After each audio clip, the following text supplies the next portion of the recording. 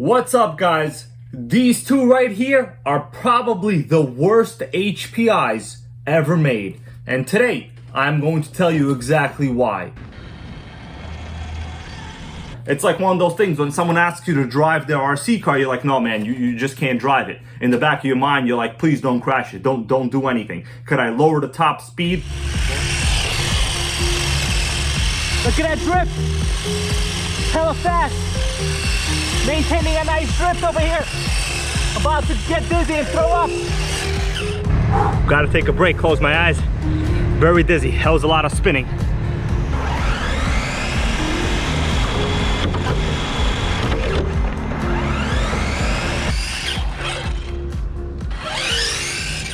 Nitro World Order. Well, the first thing you gotta realize, brother, is this right here is the future of Nitro. You can call this the Nitro World Order, brother.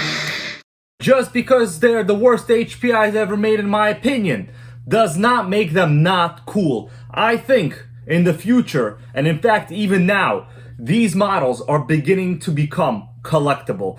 I'll first give you a little bit of a history on this. I'll show you the original price in this 2003 radio control car action magazine with this awesome Schumacher on the cover. This is back when RC car action magazines had a bunch of nitros inside. And in fact, this deserves its own episode. But for this particular video, we will be sticking to these two. This I've had for quite some time.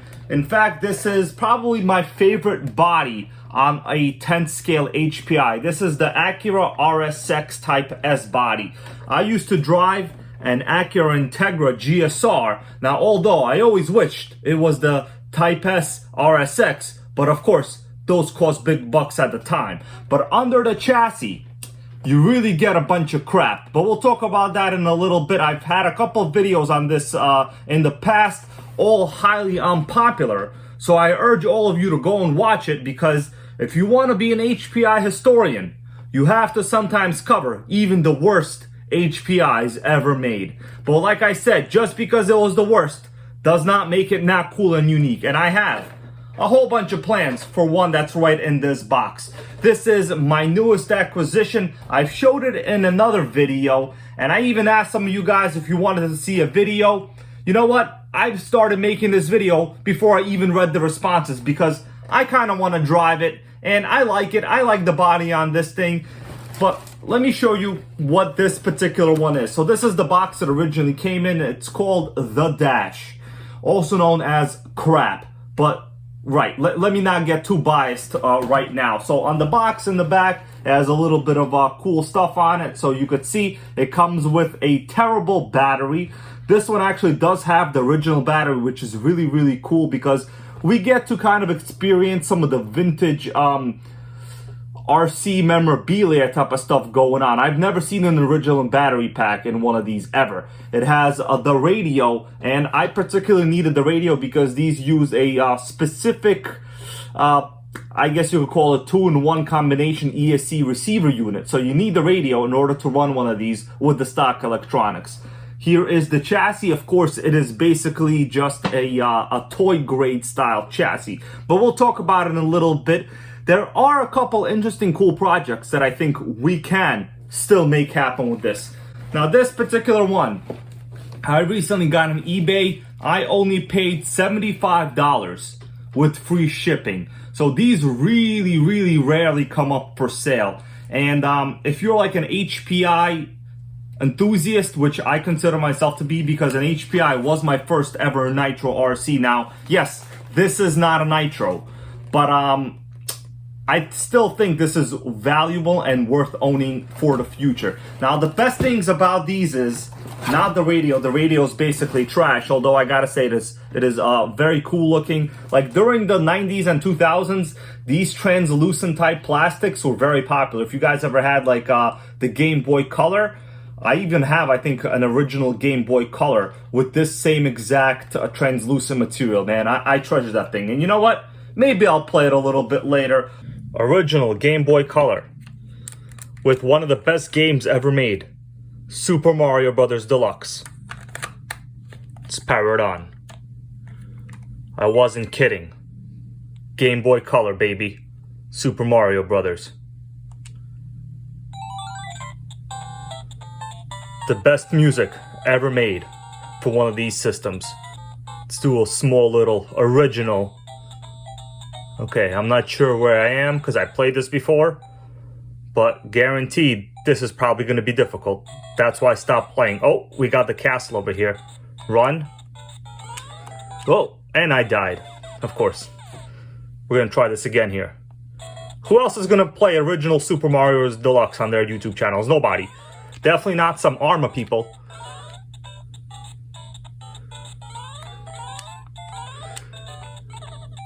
Oh, and I lost. Okay, well that does it. You know what? I'm going to play this in a little bit. Time to talk more about this HPI Dash. And then I'm going to burn some Nitro outside. See you later. Game Boy Color. You just can't kill it. But if you're not into the electric right here, we always got a nice little Traxxas Nitro V boat for you. I started this up the other day and posted, I think, a video on my Instagram, maybe TikTok. Who cares? It doesn't even matter. Social media lives don't even matter. Only RC Nitro lives matter on this channel. And of course, running rich and loud, that always matters. Traxxas Nitro V, baby!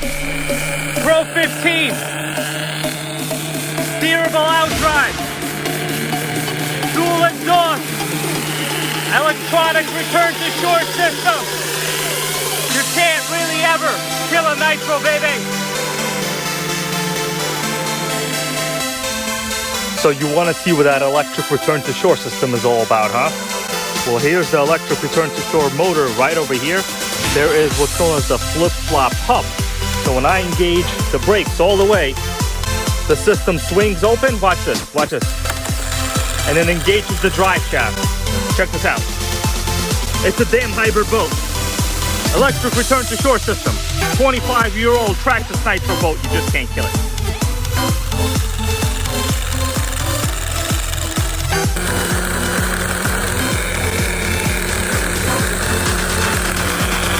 All the Nitros on my channel, guys, they all run. Doesn't matter how old they are. This boat is older than this HPI, but you just can't kill it no matter what. So let's take the car out of this box. The box really has nothing to it. It was more or less for display purposes. And I'll show you guys why the box is not really like what you would expect from HPI. Well, that's because this is what I would consider a toy grade HPI. So once I remove the body, you guys will understand exactly why. But you gotta give it to HPI. The body, the Porsche 911 right here. Turbo, baby. It's a very good looking body. Of course, we have this old giant antenna sticking out, but that doesn't even matter. Okay, I'm gonna move the box here. By move, I mean throw it onto my pile of Nitros I have sitting all the way on the side. Trust me, it's true. It's damn true. The best thing about these, the bodies. They came with standard 10 scale HPI bodies, and you could run these on any RS4, other than obviously you can't run them on a Super Nitro or anything like that, because these are just, basic 200mm 10 scale touring car bodies. But these were incredible. So let me give you a little bit of a story to these. I remember these being marketed in the year 2002, which is when they first came out. You could take a look at this little blurb here I found online about its history.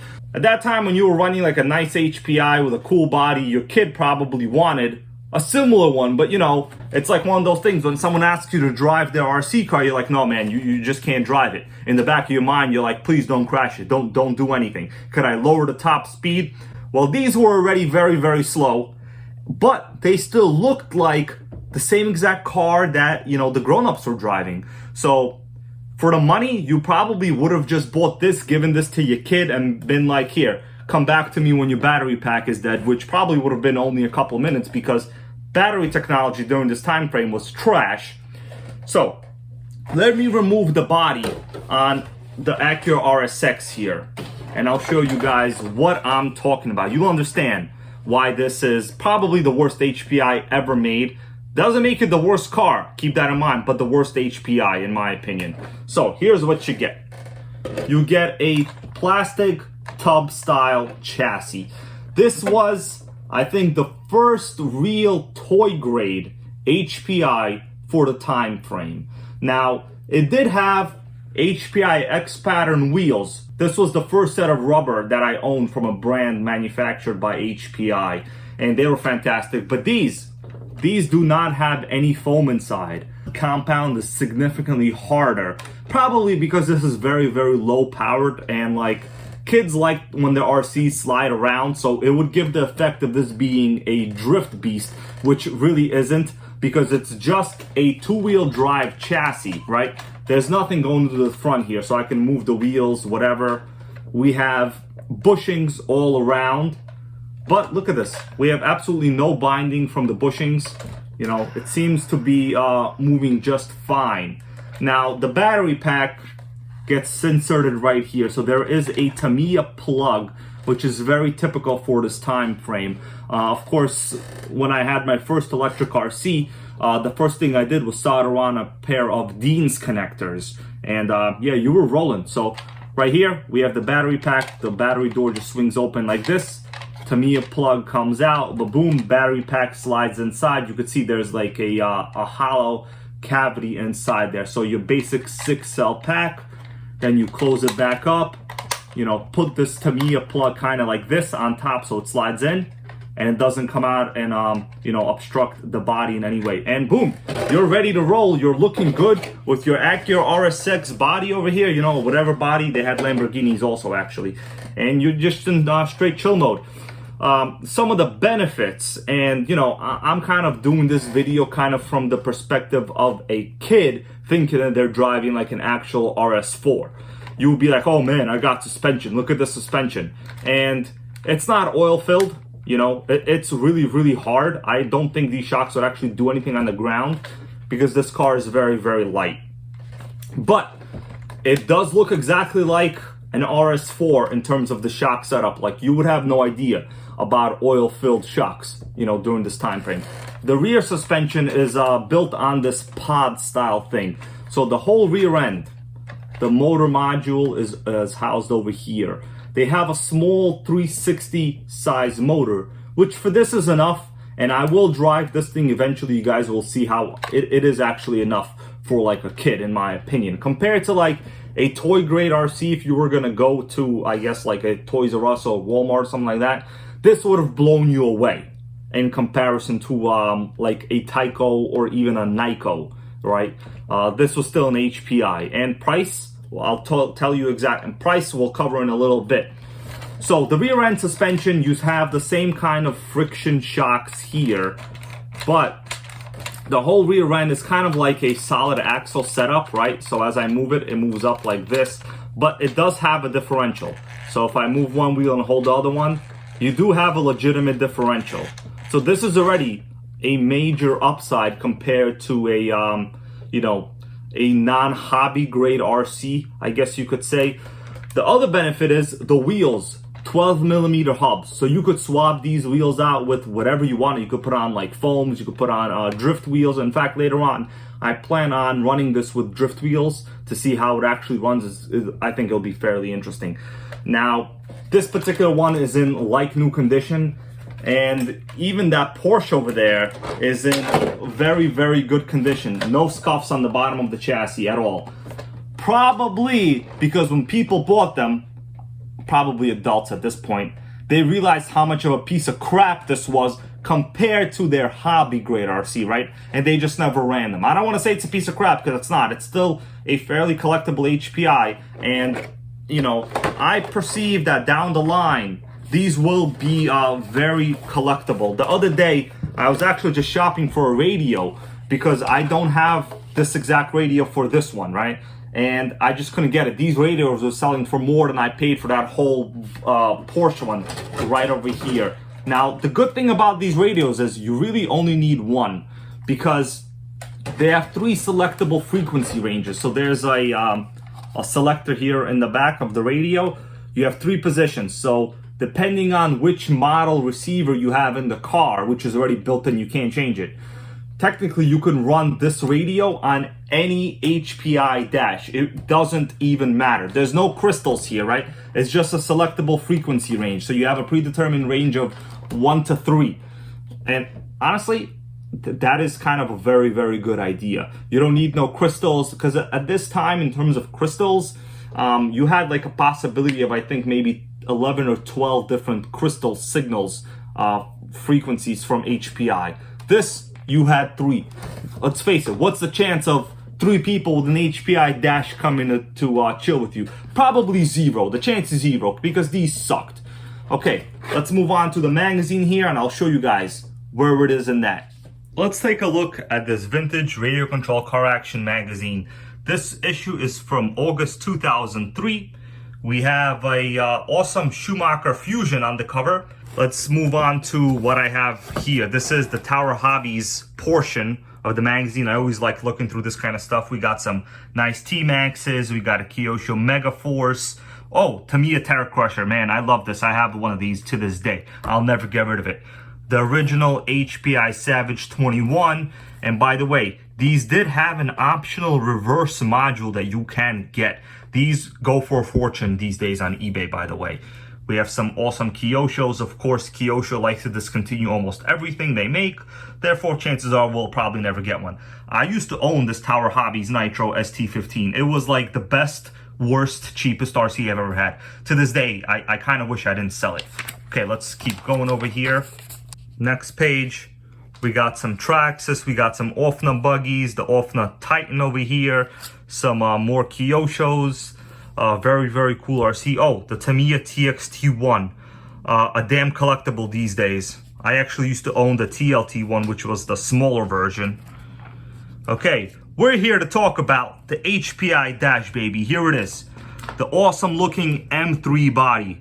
Man, I really want this M3 body. It's just so damn cool. Look at the price, guys. It was $94. You know, all of this for $94. I mean, you know, just the body alone. If you were gonna buy a body like this years ago, that would cost you like, you know, maybe 25 bucks, something like that. Then you had to paint it. This already came painted and pre-trimmed with the decals. You know, just the body alone, it's really, really cool. And, you know, you could have been running a car that looked just like an RS4, came with a battery. So this was fully ready to run. Of course, it wasn't really terrific, but if you were a kid, you would not really have known any different. Now, how about this right here? HPI Nitro RS4 RTR3, baby. By the way, I have a video on this coming soon. This was my first ever hobby grade Nitro RC car, and to this day I love it. I probably will never get rid of it. Of course, you know, sometimes 1 speed is all you need. If you wanted to yell 2-speed, baby, you either had to get the optional 2-speed or you had to get yourself a nice T-maxx. Either way, HPI Dash RTR. Let's read it. It says, even first timers can dig right in. The chassis features pre-installed electronics, an independent front and flexing rear plate suspension, gear drive transmission, pre-mounted X-pattern tires, and pre-painted polycarbonate body, mounted on the chassis with decals already applied. HPI also includes a translucent blue pistol grip radio with steering trim adjustments and 9-volt battery. Choose from 3 highly detailed bodies. Then just plug in the included overnight wall charger, let the included 7.2-volt battery charger, and race. Man, 94 bucks? I don't know. I think this is probably the best HPI deal they ever had. Now, of course, it was a piece of trash under the body, as you guys just saw. But if you were a kid, you were running a real HPI that looked just like your dad's. You want to see a really fast Nitro touring car? Well, this is it. The Schumacher Fusion, baby. Let's flip the page. Time to bring this video to an end. In the next part 2 video, I will be running this with a 7.2 2S LiPo in this thing. Will it handle it? We will find out. This right here is the future of Nitro. Look at that drift. Hella fast. Maintaining a nice drift over here. About to get dizzy and throw up. Whoa. Gotta take a break, close my eyes. Very dizzy. That was a lot of spinning. Can't be an astronaut because of these things. Otherwise, I would have been a damn astronaut. You know, otherwise, I'm here making RC videos. What can I tell you? Facts of life, baby. Facts of life.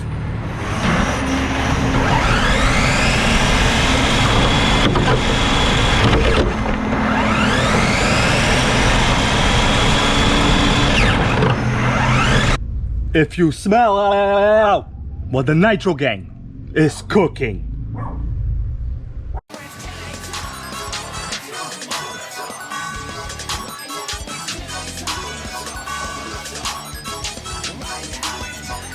If you smell what the Nitro gang is cooking. So fine, but her breath is like, whoa. She says she wanna dance, but she don't know how to.